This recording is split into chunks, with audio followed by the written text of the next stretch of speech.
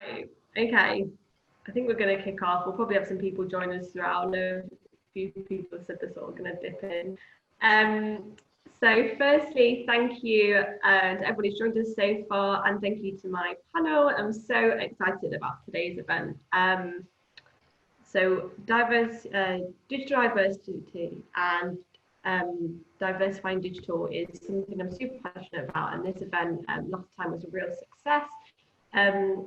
What we kind of want from this is to sort of start the conversation, start conversations with people within your team, people that you work with, and sort of create these or let you know of things that we're currently doing to sort of improve diversity, inclusion and accessibility within the workplace, problems that are being faced and things that we can do to resolve them.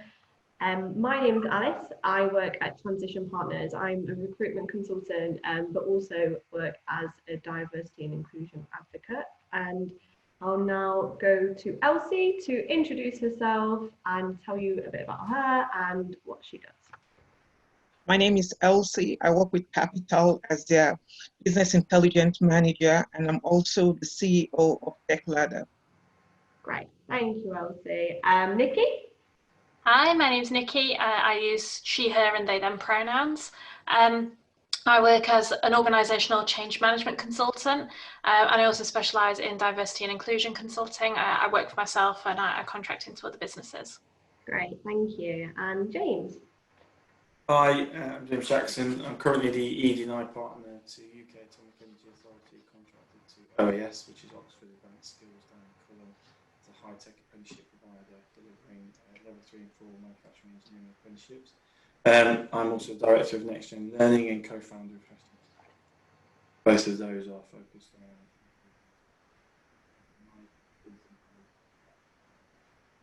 Oh, James, I think your volume's cutting out. Is that any better? Yes. Yes. Loads better, thank you. Yeah. Okay, I'll just shout. We'll just shout. It's fine, we're used to shouting in Nottingham. Yeah, super happy to have everyone with me today. They've all got some really interesting stories on how they got into these roles. What they do is really great work within diversity and inclusion. So the first question which we've had asked today, we'll start off, it's always a good one, is what does diversity and inclusion mean to you? Would anybody like to go first, or shall I volunteer someone? I'm going to be a gentleman and... Thanks, James. Thank you. Great. What does diversity and inclusion mean to you? I go? Yes. So for me, diversity and inclusion in a workplace context is about creating an environment where everyone can feel comfortable to be themselves, their whole selves at work, and where there are no barriers to that and barriers to people's performance and happiness at work brought about by factors that are outside of their control. For example, their ethnicity, their gender, their physical ability and other factors. And it's also about understanding the value that this brings to businesses. So if you're doing anything where you're serving customers of any sort, which the vast majority of us are, you can only offer a better service by or a better product by having the teams that develop and deliver that represent the communities that you serve. So a diverse and inclusive workplace brings diversity of thought, ideas, and perspective into everything that you do, and that's got to be a good thing. Yeah, definitely. Anybody got anything they'd like to add on to that? Can you hear me? Yes, we can hear you. I mean, I would echo everything that Niki's just said. Advocate for all of that sentiment. I think I would add it's a feeling for me personally, and in terms of people that are I work alongside and or have worked for me, with me. It's a feeling of being able to be your true self without fear of persecution, judgment, discrimination, and organisations that get that right, I feel, and research has proven, stand a far greater chance of performing, but outperforming their competitors by having that diverse thought and that inclusive culture, having that diverse talent, and being invested in that. So it's a feeling throughout, really, as added to that, the kind of operational and organisational benefits that will come with it. Definitely. Elsie?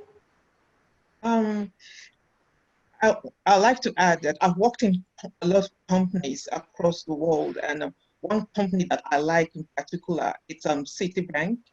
And the reason I like Citibank, when they say that they're diverse, they're really diverse.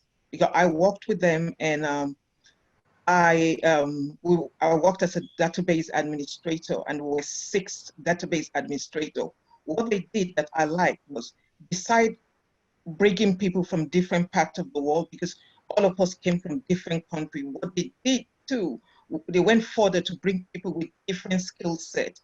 So I was a DBA there, but I was very good in migration. So they brought me in because of that strong skill. And we had somebody that was a very good coder. And so so we were forced to work together, and it improved our productivity, our skills, and we got to learn about each other's culture. So, which I found really, really good.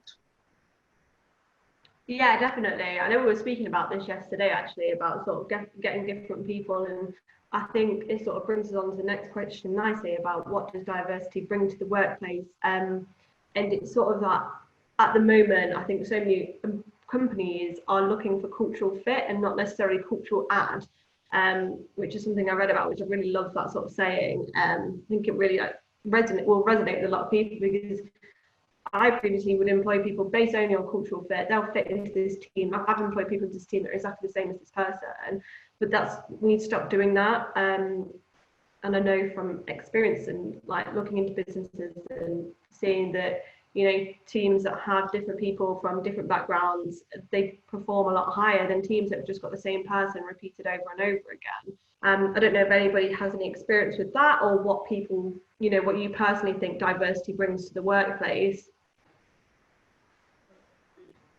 If I can, I mean, this is the advantages of inclusion, diversity. Yeah, you're fine. Back again? Yeah, back again. There is there's the moral position, there's the current climate, societal evolution, all of that, which is just unarguable. It's the right thing to do. It's the right thing to have within your organisation. It's the right way to be, the right way to approach work and work culture. But statistically, there's some fantastic research out there, and organisations pay millions and millions of pounds every year to the likes of McKinsey. And McKinsey have gone out there and statistically demonstrated to us, organisations are 36% more likely to outperform against their competitors with diverse talent, diverse thought within their teams and within their organisation. So what I like now compared to this discussion 10, 15 years ago is the research has now been done. Those studies have now demonstrated it's a no-brainer for any organisation that's serious about longevity and looking to succeed.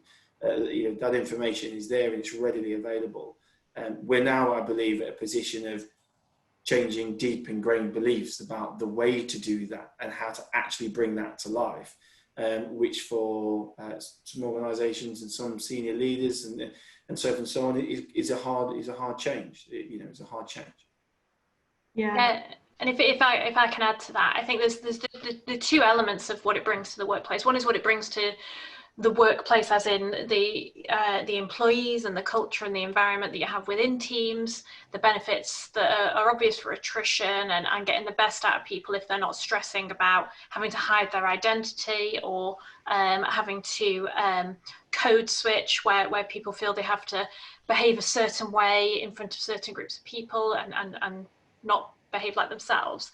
And then there's also the commercial benefits that I alluded to before. So a great example of this is the Gucci blackface jumper that they made last year. Now, Google it. I won't go into details, but it's not pleasant. But I can guarantee that if there was an actual person of colour in the room at the design meetings, that jumper wouldn't have got made. Or there's been plenty of times when I've gone into ladies' loos and the lighting has been dreadful, or when I've stayed in hotels and you can't get close to the mirror to do the mascara. And I know that's, you know, not something that all women deal with, but you think, God, who designed this bathroom? It wasn't a woman. You know, there's all these little things that perhaps some people don't notice, but when you're affected by it and you see bad design in terms of products, services, environments, workplaces, you know it, and it makes you wonder who was in making those design decisions. And sometimes they're funny things, and sometimes they're really offensive things that ultimately, one way or another, that they're going to impact the bottom line of that organisation. Yeah, definitely. And I think in the long-term effects of that on a business are massive, but the short, small things that they could have done at the beginning to eliminate these things would just be a massive help. I read something earlier that the UK are only sending men in to do a climate change meeting, and there's been a lot of backlash about that. And I think, again, this is one of those things where it's like, diversify the playing field here, you know, get some women in, get some people in that change ideas. You need to have so many different people in the room to create a good idea. I really like that Niki, that question of who was in the design meeting, you know, who was around the table at that time. Yeah. And you just made me think of in the last few months, consultatively working with a couple of organisations and kind of seeing their facilities and infrastructure. There's something that I've picked up on, and I've taken that in recent months, but also previous employers that I've seen time and time again. A multi-faith room within an organisation. Fantastic, brilliant, well done. You've created this space. You've given consideration to religious practices and those that want to engage during the working day. But I also am aware that a number of religious practices, and not just that of Islam, require cleansing before prayer, facial, hands, feet.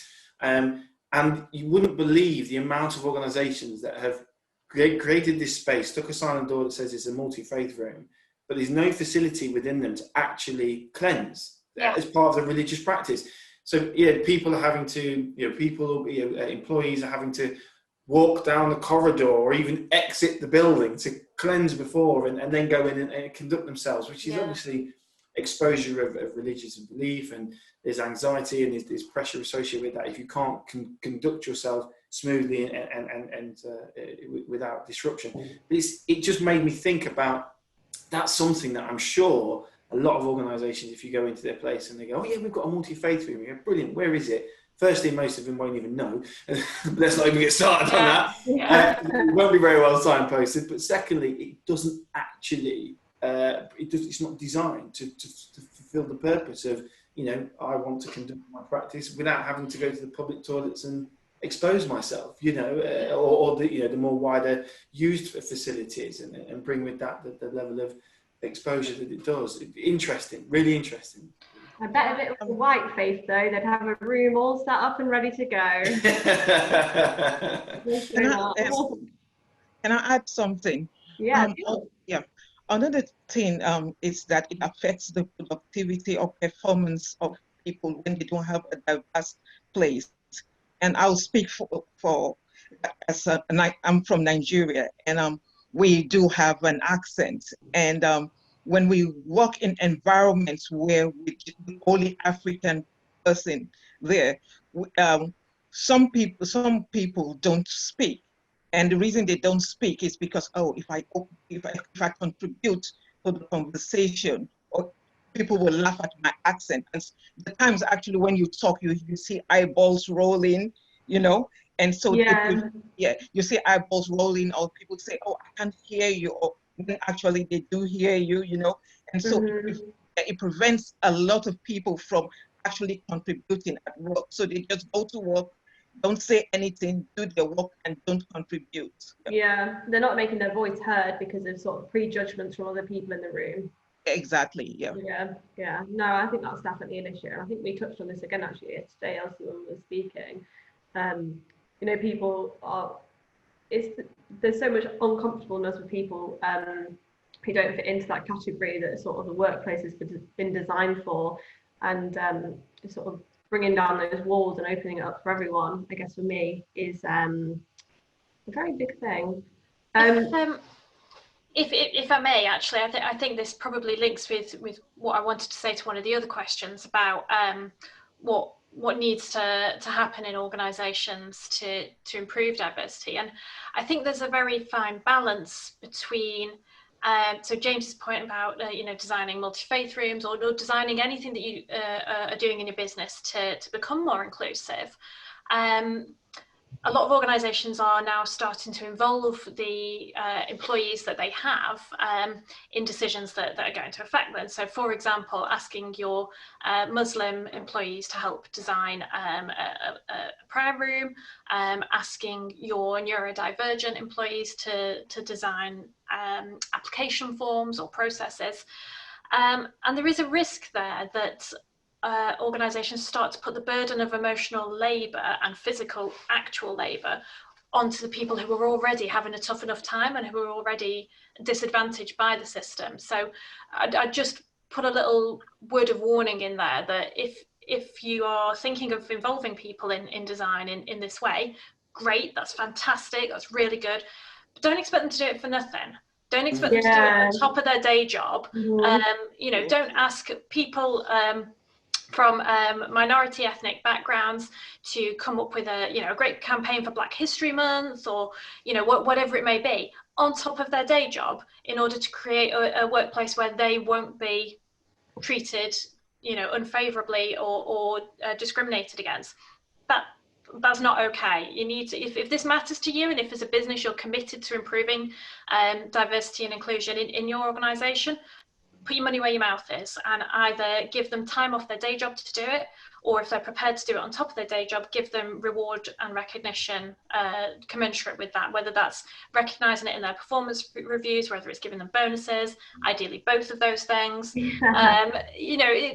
Don't pay lip service, don't put the emotional burden on disadvantaged people in the business without being prepared to recognise it. And likewise, if white people want to get involved in Black History Month or whatever, take that help and support. Let them get involved, let them do the work, so long as it's steered by and led by people of colour. I think it's great to, my colleagues here may want to share a view on that, but I think we should involve allies, but make sure that the decisions in these things are being steered by the people, the relevant people to what it is you're trying to achieve. Reward and recognition is a great point. I think there are a number of organisations.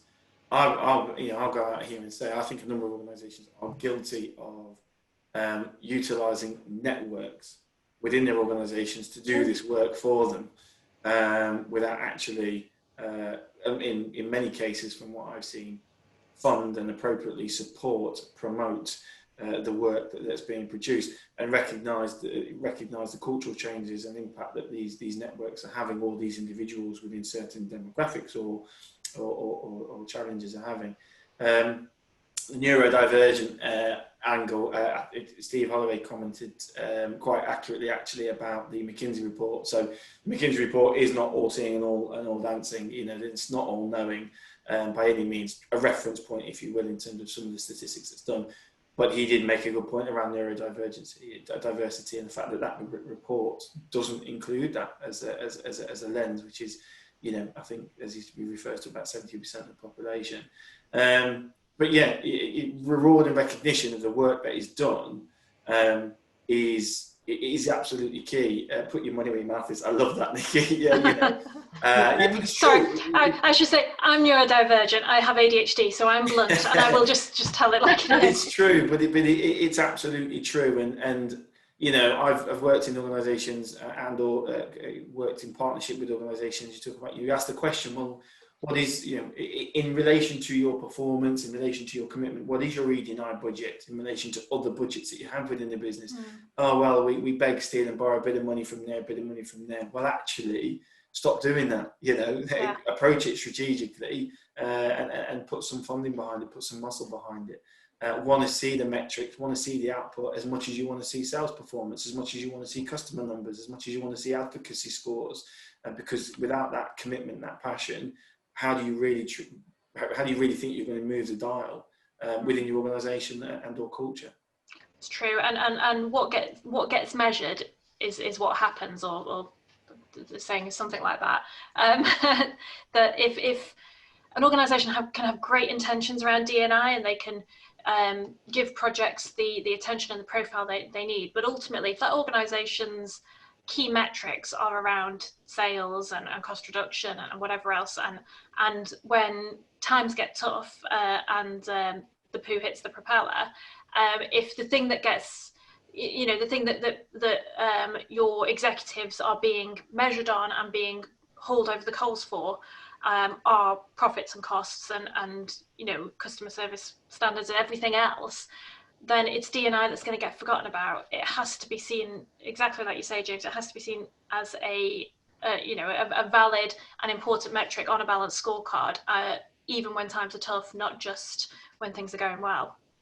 I noticed actually, and I think there's a lot of statistics that prove that sort of at the start of the pandemic, D&I people were one of the first people to go within organisations, but then obviously after that, you had sort of George Floyd's murdering and the Black Lives Matter movement again sort of progressing and becoming a talking point within businesses, and D&I becoming a massive talking point again within companies, and people were left like, I've got no one who can sort of talk about this for our business, so they looked to the employees that worked for them that were Black, or they looked for the people like every Pride, they looked to the LGBTQ plus community, and they get them to be the voices, but they don't get anything for it. I spoke to a woman who was works for a very large telecommunications company, and she was given nothing but was emotionally drained, and we were speaking about this yesterday, Elsie, about the emotional drain of taking on this. It's almost a burden for a business trying to sort out their D&I, trying to sort out their policies and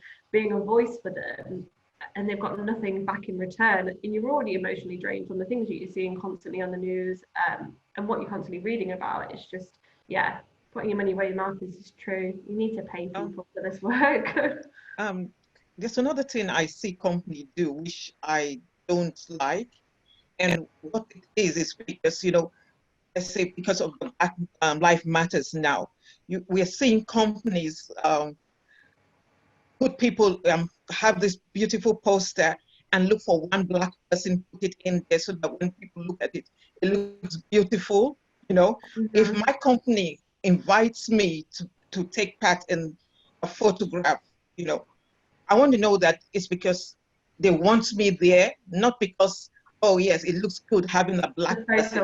Yeah, it's really can be upsetting. Yeah, I think that whatever organisations put in their marketing material has to strike a balance between being aspirational and showing where we want to be as an organisation, but it's also got to reflect the lived experience of the employees in that business. And if, you know, you're in a company of 100 people and you're the only person of colour and you're asked to be on the marketing material, you know, as one of 6 people, that's beyond aspirational. That's just taking the mickey, and it's not reflecting the reality of an organisation. Michael Halls just said in the chat, don't make the photo representative, make the team representative, which I think is a great way of putting it. Yeah, completely true. So what sort of positive changes have you seen recently then within workplaces, and what do you sort of think businesses can do really to either start this process, continue? Is there anything you've seen being done that you would sort of recommend, or I don't know if anyone would like to start? My favourite example that I've used before is Microsoft having an autism hiring program. So not affirmative action, not putting, not that I disagree with affirmative action, not recruiting autistic people to up the numbers, but actually recognizing that in certain elements of technology, the sector, for example, software development, the traits that are common in autistic people are a massive advantage to those roles. So it's not just that they're prepared to adapt to workplace to make it autism friendly. On the contrary, they're recruiting autistic people by default. So this includes different approaches to recruitment. So rather than the first stage of their recruitment being a telephone interview, they're focusing perhaps on a coding challenge or submitting an example of your work. And then throughout the recruitment process and throughout the employment life cycle, the environment is designed to be for those employees to do their best work and to get the best out of them, because they know as an organisation that that's going to be a massive advantage to them. And if it means that they have to create offices that are quieter and have more divisions between desks, or whatever it is that creates a more comfortable environment for people with sensory processing issues, then that's a good price to pay for the benefits that they'll get from that in terms of productivity. Definitely, and I know that sort of similar things I think businesses are starting to do that more. I think especially within the tech sector, there is a lot of room to do that. I think now as well, working from home and the accessibility that comes from working with home is a bit more inclusive for people. I don't know if anybody's seen anything else that they've recently. I mean, speaking from personal experience, so organisation like OAS, Oxford Advanced Skills, UKE has recognised that there is a need to grow diversity amongst apprentices and apprenticeships in manufacturing engineering. So I think what I have seen is a growth in appetite and commitment to really lift the lid. Now, I'm not saying that it's enough. I'm not saying that across the sectors, the tech sector, STEM, I'm not saying that it's enough still, and other sectors, finance, industries, insurance, so forth and so on. But I have seen an increase. As I say, as a business owner, the number of inquiries being made has gone up. Conversations, input that's being asked for is increased. But someone like OAS, Oxford Advanced Skills, has actually made a full commitment to growing diversity within apprenticeships by initiating an ED&I partner role in conjunction with UKEA and kind of focusing on 6 key work streams around outreach projects, communication, media, allyship education, things like inclusive workplace, metrics of success and progress, and employee partnering. So where I'm seeing that type of stuff happen, as well as a broader recognition across all social media platforms and so forth and so on, I think it's positive, and I think it's moving in the right direction.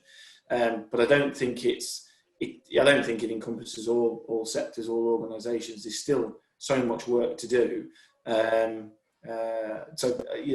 I do think there is a positive transition, a positive turning point here. But I'm not going to say that the work is done and completed by any means. No.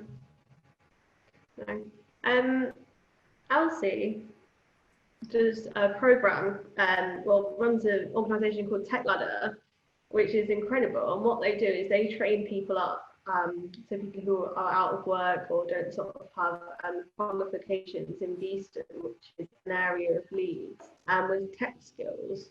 And I've been reading into it, and I think it's amazing what you do. How do people get onto this sort of course, Elsie? We have a 1-800 number for people. Some people don't even have enough money to call, so we have a 1-800 number. Wow. And then we have we're on Facebook and Instagram, and we use UN volunteers. So we use people from different nations all over the world. And so, which makes it really beautiful, because most time you'll have somebody that speaks your own language, you know. Yeah. So. Okay, great. Are you getting people then into jobs through these courses? Are you supporting them through that life cycle, or? No, not at the moment. I would love to. Before the lockdown, I was actually thinking about talking to employers, but coronavirus came, and it's not been possible. But that's the direction. That's the direction we're going. You know, to help them and also get them jobs. Yeah, if anyone has a chance, have a look at Tech Ladder and what they're doing, because it is really cool. So I obviously, from a recruitment point of view, when I first started, well, last year I looked at the people that I'd placed into businesses, and I don't know whether it was through my info or whether it was like going for the cultural fit, or whether it was the job boards, whether it was the way that we were advertising roles. The majority of the people I hired into tech roles were white men. I don't know whether that was what that was. I imagine it was a number of factors that resulted in that. I don't think that I was biasly looking through CVs or anything like that. So for myself, I've had a big sort of change in my thought process. You know, as a company, we're looking into the way we advertise roles, the way we advertise positions, the way we send CVs to company. We're looking about making these completely anonymous, so they don't include any universities, any sort of pronouns, where they went to school, anything like that, to make it, you know, a fairer playing field. I don't know if you guys have seen anything that you sort of recruitment processes, online application processes that you've thought of lended really well to sort of D&I and creating that sort of inclusive employment. I think it's I alluded to it a bit before, but I think it's about thinking when you're putting together a job description and an application process, what are the skills that are actually needed to do the job? And are they the skills that your application process is filtering out and identifying? So if let's take, for example, you know, software development in the Microsoft Autism program as an example, if chatting to people you've never met before on the phone about yourself is not something that you're ever going to have to do in that role, why is that such a core part of so many recruitment processes?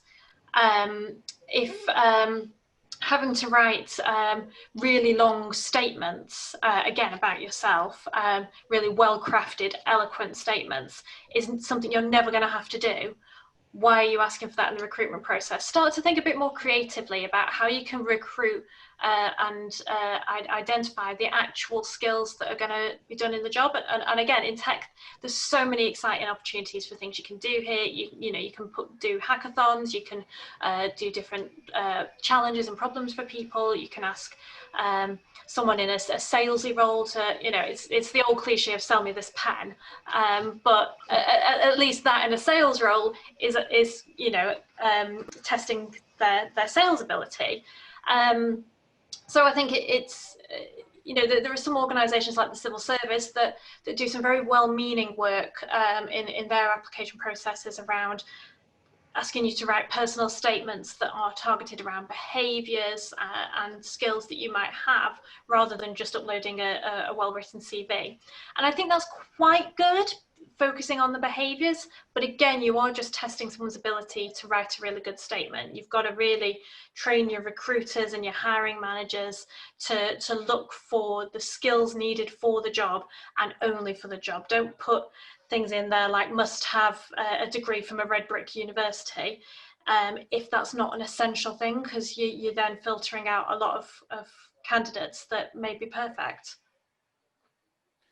Yeah, definitely. And I love what you said about software developers, because so often I or my transition partners will get approached and people say, oh, we want to have somebody that's really outgoing, somebody who's really, you know, this and that, and they're amazing and they can talk and they, you know, they've got a lot of banter, and it's just like, you don't get many of those CVs because there aren't many people out there that do this job that are like that as a person, unfortunately. And maybe they are, but maybe they're not straight away. Maybe they're slightly withdrawn to begin with. Some people aren't as outgoing and can't come in there and command a room and have loads of like lovely the attention. And I love what you were saying as well about sort of about yourself.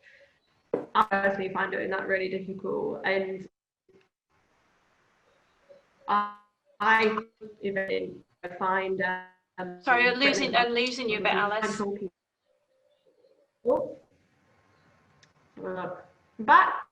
I can hear you. I just can't see your picture. There we go. That's yeah, okay. buffering slowly. I'm back. Yeah. So for me, any sort of, and like you were saying about sort of local government, any job application like that, I really struggle with.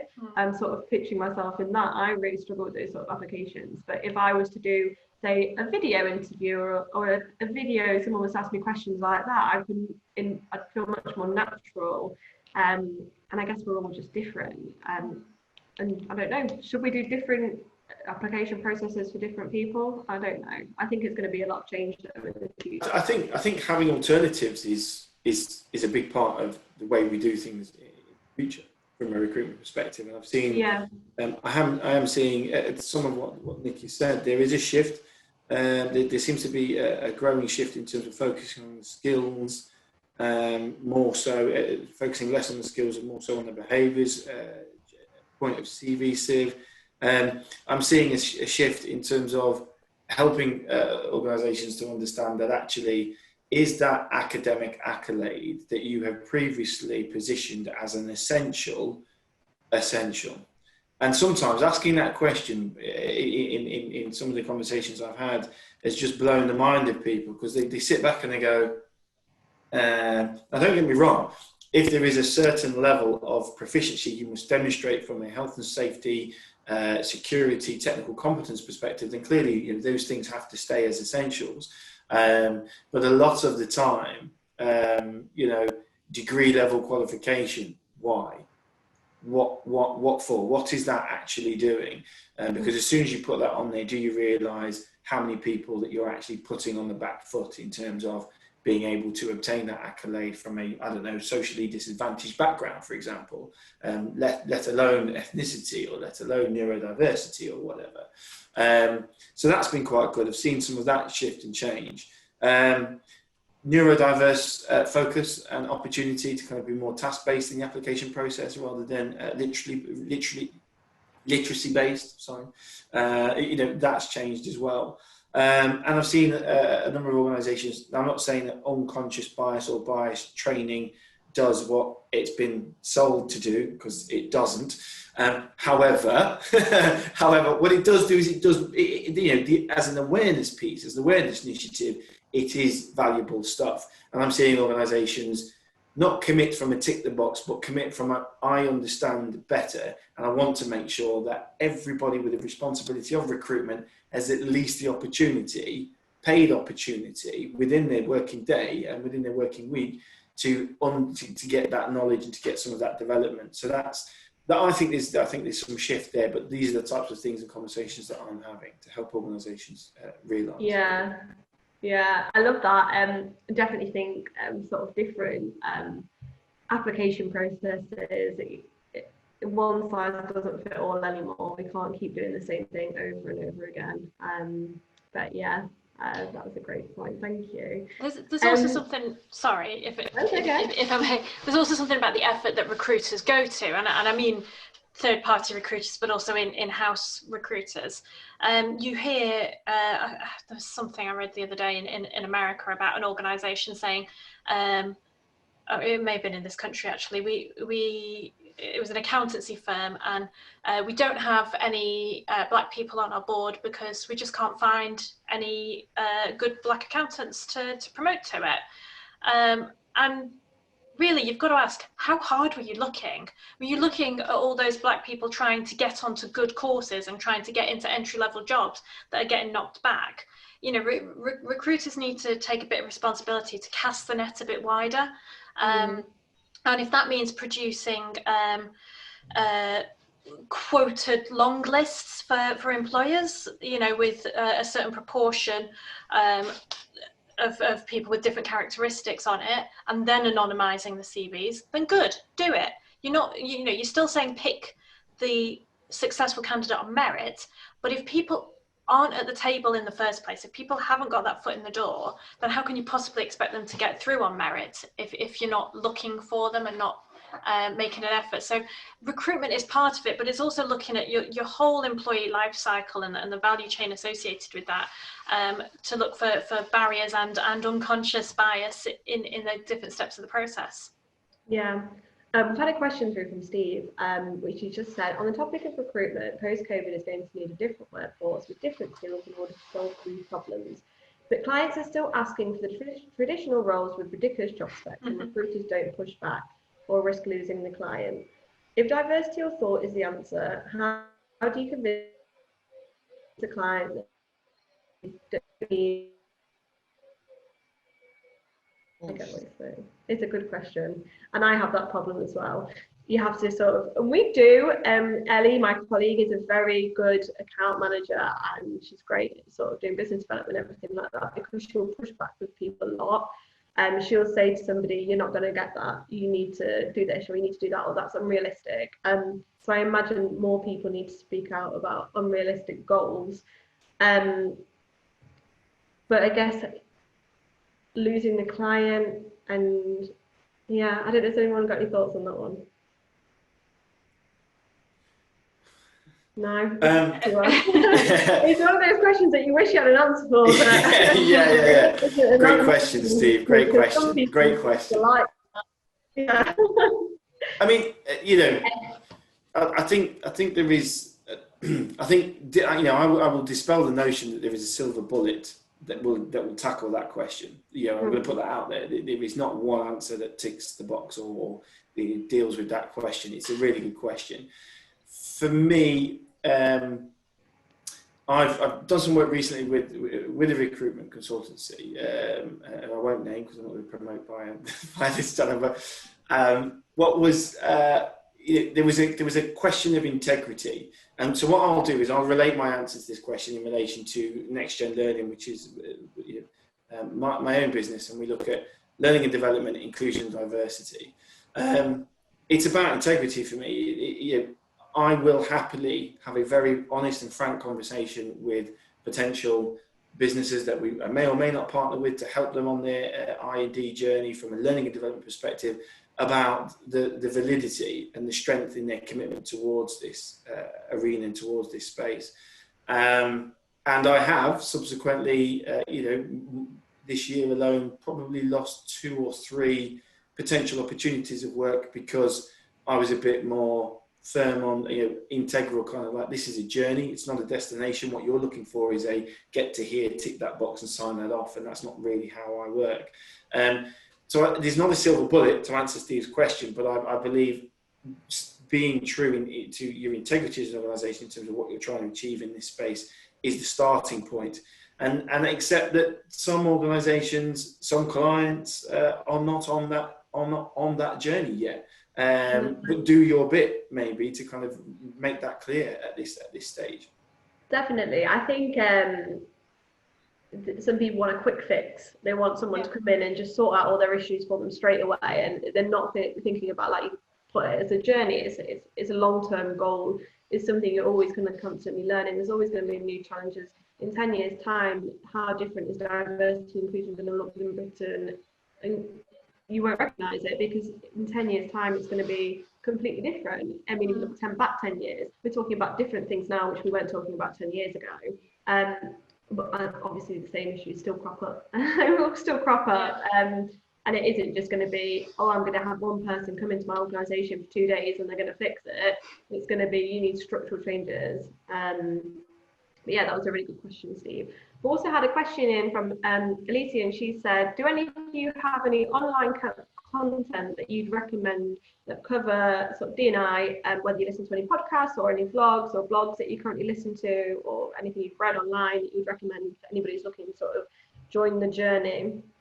I've heard that Alice from Transition Partners has got a great blog.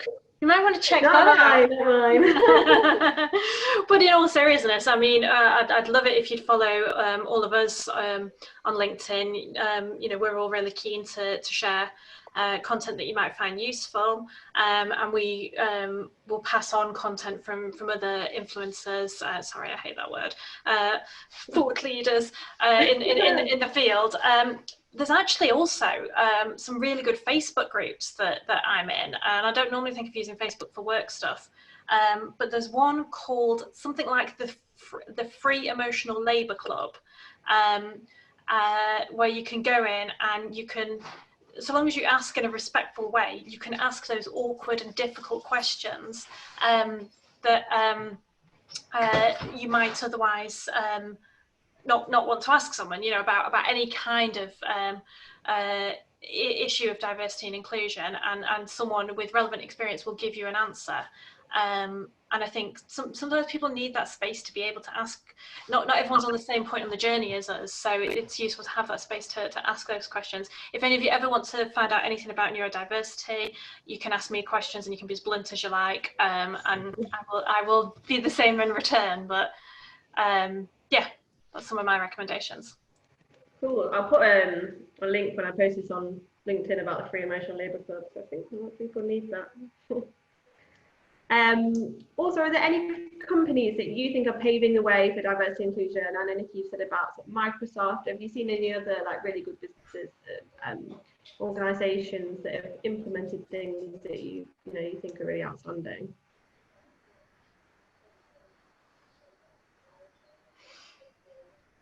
I think the civil service are going in the right direction. Like most things in the civil service, there's a lot of bureaucracy. Their application processes, for example, are very complicated, but they are very fair. And what I like about all of their processes, really, in terms of promotion and performance evaluation, it is all as bias-free as it can be. Yeah. So there's good practice to be taken from the civil service. They're just not always the most dynamic of bodies for. I'd love to see what they actually receive when they get an application through from somebody. Yeah, I mean, I'd like to see it from the other side, because I've seen the application form. I'd like to see what they actually receive. Well, the thing with the civil service, yeah, the thing you find there is that a lot of people that apply for jobs in the civil service are existing civil servants, and know the process inside out, and making that transition from the civil service to private sector or private sector to civil service is quite difficult. I did a period in the civil service, and it is a complete culture shock when you come out again, in how things work and the different approaches. So I imagine a lot of the applications they get are probably quite good, and match that process because people have come up through that system and they're used to writing competency examples and so on. Yeah. I would. No, I was just going to say, I think it's Alicia South who asked that question in terms of particular companies that are paving the way. I would encourage Alicia to have a look at the work that is happening at EY, Ernst Young. Have a look also at Autotrader. Autotrader have got a fantastic momentum around diversity. In particular, they've taken the antiquated and archaic term BAME, and they've turned it into building a multicultural environment. So then when they talk about BAME in an organisation, that's what they're talking about. They're doing some great stuff, and so yeah, I definitely would touch base with them and have a look at some of the work that they're doing. Great. So I think that's all the questions that we've had answered. If anybody has any other questions or would like to get in contact with anyone who has spoken with us today, I will post all their LinkedIn profiles again. But thank you so much to the panel, and thank you everyone for joining us today. I will be posting all this again onto YouTube, and I'll probably be doing another one of these in the next couple of months. I also run my digital diversity blog, where I have lots of guests from all different walks of life, where we just have a bit of a chat about their life and how they've got into their career. If it's something you'd be interested in, let me know. But thank you again, everyone, for watching, and thank you again to my panel. Thanks, guys. Bye. Thanks. Bye. Bye.